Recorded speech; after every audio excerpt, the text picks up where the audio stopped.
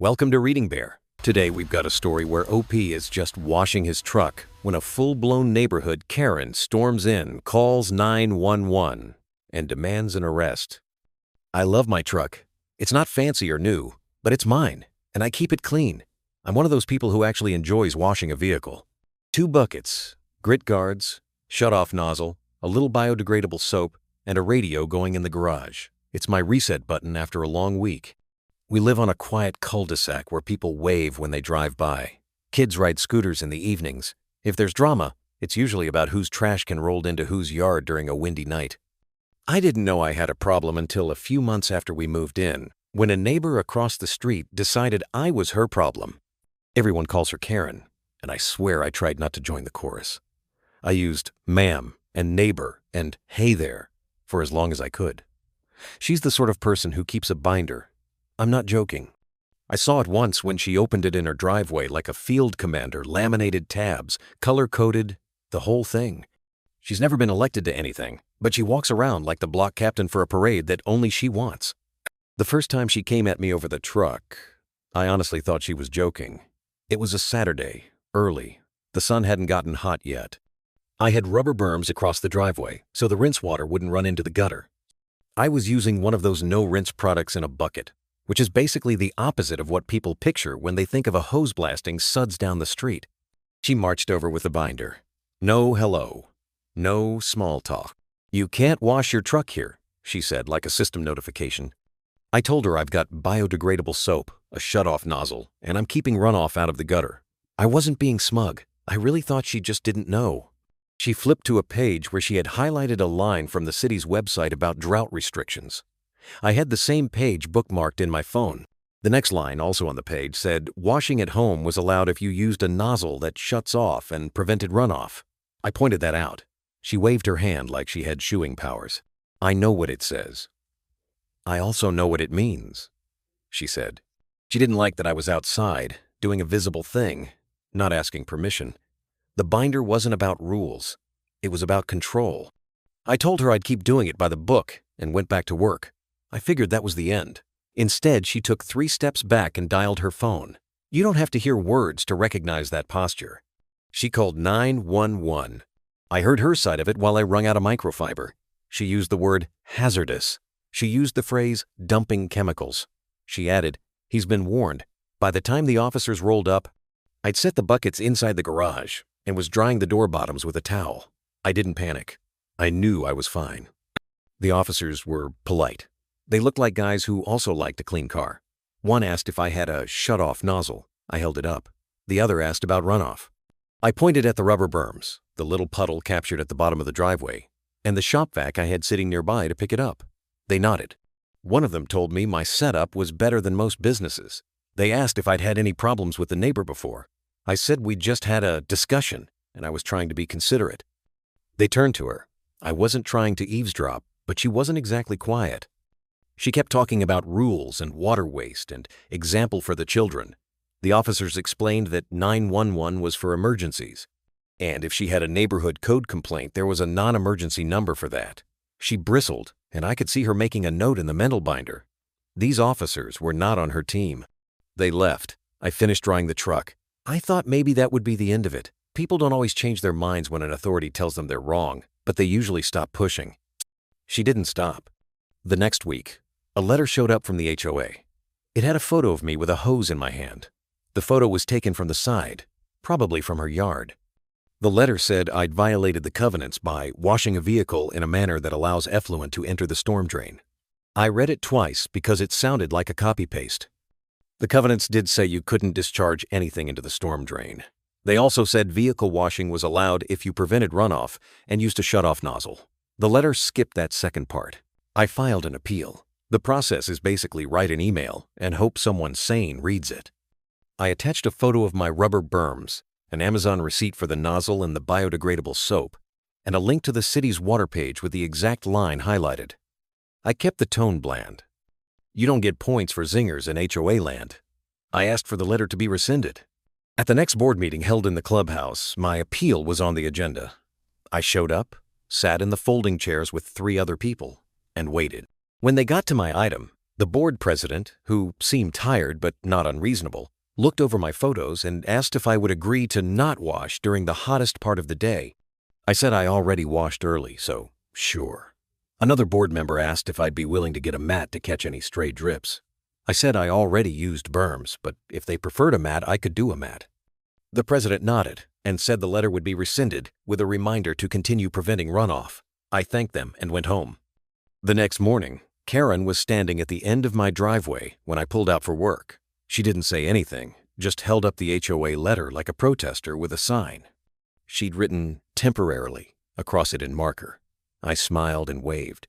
It probably didn't help. I ordered a reclaim mat. It's basically a thick rubber pad with raised edges, like a big black kiddie pool. You pull the vehicle onto it and wash inside the border, then use a little pump to vacuum the water out into a container. It's overkill for a residential driveway, but I wanted the argument to be boring. If she came at me again, I wanted to have already checked every box. When the mat arrived, I set it up, put the truck on it, and took my time. It looked like a mobile detailing bay. I used a no-rinse product and a stack of towels. I barely cracked the hose except to fill the bucket. 0 runoff, 0 spray. If a bird blinked too hard, I was ready to catch it. She still called 911. This time she said I was operating a business without a license. I guess the mat looked too professional. The same officer as before came back, and he did not look thrilled to be talking to us again. He asked me if I was making money washing vehicles. I said I was making my Saturday less stressful, which is technically a profit. He didn't laugh, but he didn't cuff me either. He turned to her and said if she continued to use 911 for non-emergencies after being told not to, there could be fines. The word fines hit her like cold water, but in a way that made her angrier, not calmer. She accused the officer of taking sides. He repeated the non-emergency number and left.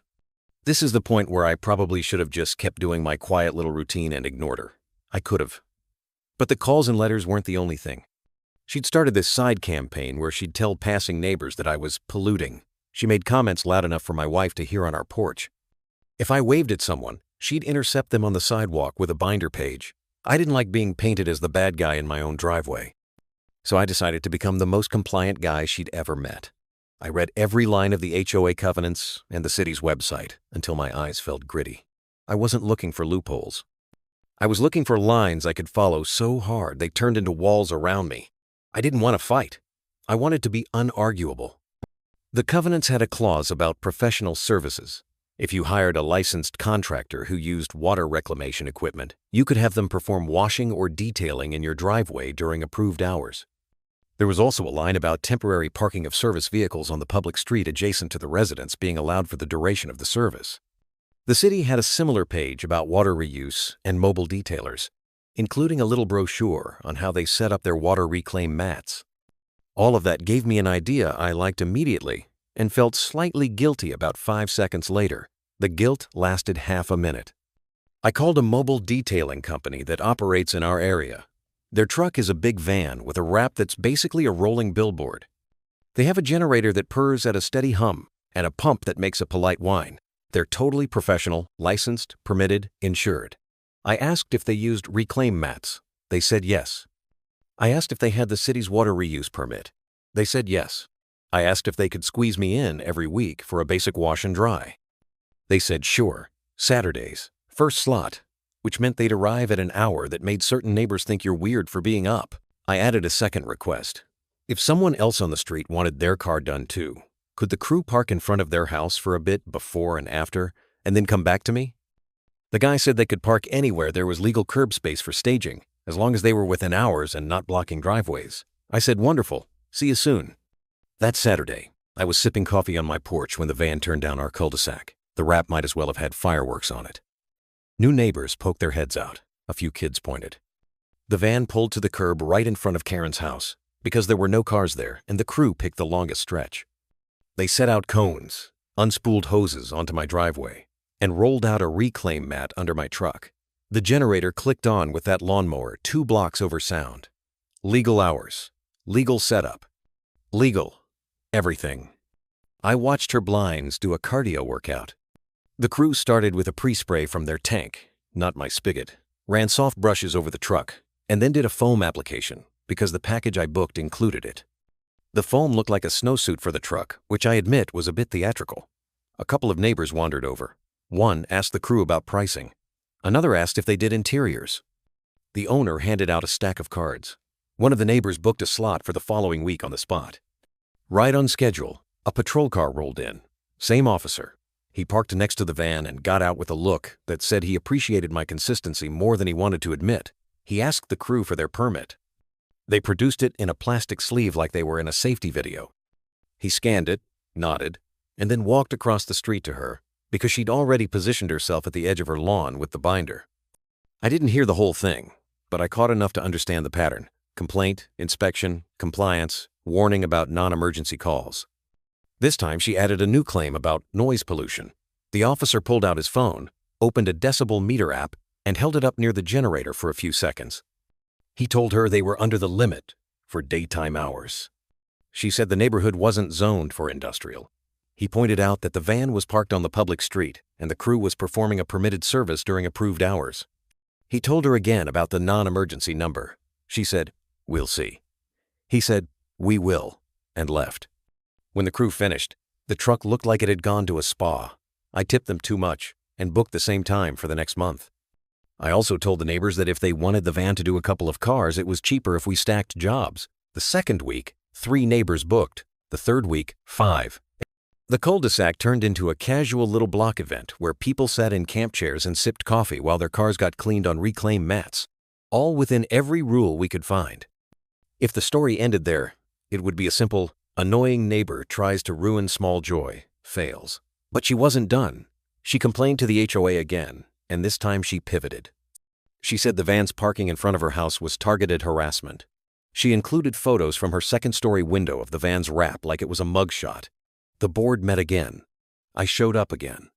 She showed up and stood at the back like a prosecuting attorney. The board's attorney was there this time, which is never a good sign in HOA world, but in this case, it helped. He said the covenants allowed service vehicles to park on the public street while performing work for residents as long as the work was done during approved hours and no driveways were blocked. He also said that if she had a harassment claim, that was between her and the police, not the board. She spoke during the resident comment section. She used the phrase quality of life. She used precedent. She pulled out a printed flyer she'd made that said, "Keep commercial businesses out of our neighborhood," in a font that looked angry. Half the room rolled their eyes. The board president thanked her and then asked if anyone else wanted to speak. 3 of my neighbors raised their hands to say they liked the service days because they got to catch up with each other. One older guy said he hadn't washed his own car in years and liked that these folks did it with so little water. The letter that came after that meeting was not the one she wanted. It said the board would allow mobile detailers with water reclamation permits during certain hours and requested that residents who used them try to schedule on the same days to minimize traffic. In other words, the HOA blessed the thing she wanted gone. If you want to know what a silent scream looks like, watch a person read that letter in their driveway. The next Saturday, she escalated in a way I did not expect. I was talking to one of the neighbors about tire shine when we heard the hiss of a hose and then a splash. She had dragged her garden hose across the sidewalk and was spraying the gutter in front of her house, trying to wash away the little splashes of water that had escaped from the crew's reclaim mat as they moved it between cars. It was more symbolic than effective. The water went straight down the gutter and into the storm drain. The crew lead walked over and politely said he could handle any cleanup. She said something about doing the city's job. He shrugged and backed off. He had a permit and a business to protect. He wasn't going to get into a scene. There's a funny thing about stormwater laws. They're picky. I know this because I'd read the city's page 20 times by then. You can't discharge anything but rainwater into the storm system. Soap, dirt, car fluids, nope. Even hosing your driveway into the street is frowned on, strictly speaking. I wasn't out to nail her, but the scene basically nailed itself. A city code enforcement truck rolled in about 10 minutes later. Someone had called the non-emergency line, and I didn't ask who. The officer had a polo shirt and a clipboard.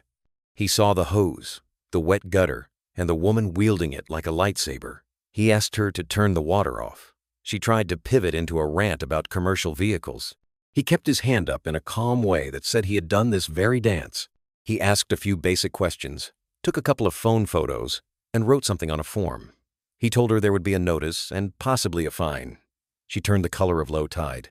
She tried to point at the mobile detailing van and say, "What about them?" He said their permit looked in order and they were using a reclaim mat. He repeated that discharging water into the storm drain was not allowed, regardless of intent. He told her that if she disagreed, there was an appeal process. He left the form and walked away. She stood there with the binder and the notice like the last person at a party who didn't realize the lights had been turned on. For the next couple of weeks, the calls slowed down. The van came. The generator hummed. Neighbors chatted. One lady baked muffins and brought them out warm. The crew started calling our corner Saturday Club. The officer who'd responded to the 911 calls dropped by on non-emergency time once and told the crew they were the cleanest operation he'd seen at a home. He told me in a "this is off the record but I'm telling you anyway" tone that repeat misuse of 911 could lead to fines and that dispatch had flagged the address. I didn't celebrate out loud. I just kept doing what I was doing. She tried one more angle. She put up little signs on her lawn that said "Quiet Zone" in block letters and added "No business parking" in smaller font underneath. They were the kind of signs that look official until you read them and realize someone just went wild on a printer. The crew ignored them. They parked at the curb like always. She walked out, took photos, called someone, and then went inside. The sign sat there and slowly got sun-faded. A letter from the HOA arrived at her place a couple of days later. I know this because she was on her phone on the sidewalk with the envelope in her hand when I pulled in from a grocery run. She was talking loud enough for Geese to understand. I caught the words "bored" and "unfair" and "witch hunt." The gist came out the next week during the HOA's open forum. Someone had complained, not me, that she'd been walking onto other people's property to take photos for violations. The board reminded residents that only the management company could perform inspections, and even then, only from common areas or with permission. They also said there had been reports of disruptive calls to emergency services and encouraged everyone to use the non-emergency line for neighborhood disputes. The board president wasn't looking right at her, but he didn't have to. She stood, binder at her chest like a shield, and called the board negligent. The board attorney read a prepared statement about misuse of emergency resources and the city's position on frivolous calls. The room was quiet in that way, where you can hear 20 people trying not to sigh. The best part for me came a few days later when the city's community resource officer, who deals with neighborhood stuff that isn't quite police and isn't quite code, knocked on my door. He asked me a handful of questions to verify the details in their log, then thanked me for my patience.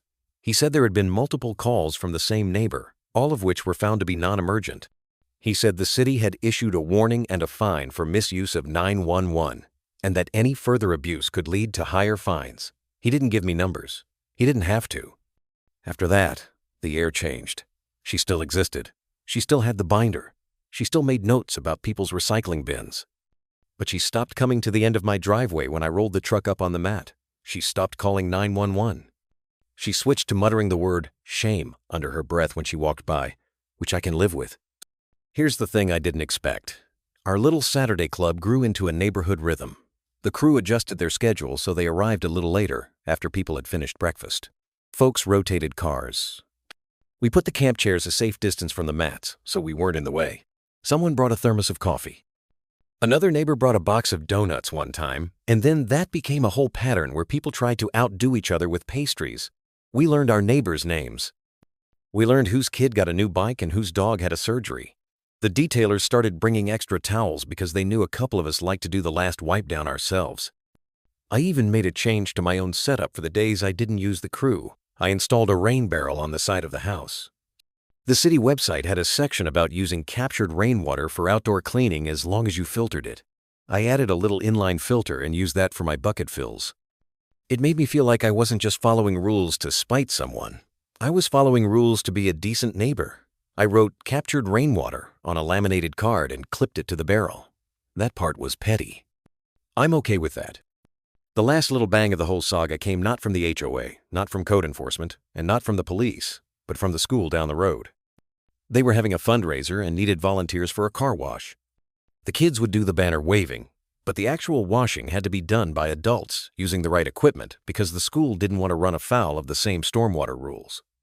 The PTA president asked if I knew anything about reclaimed mats and water reuse. I said I might have a little experience.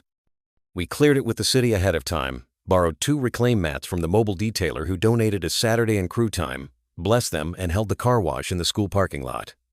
We laid everything out like a miniature professional operation. The kids waved signs, cars lined up, people tossed bills into a donation bucket and stuck around for cookies. We met our goal by noon.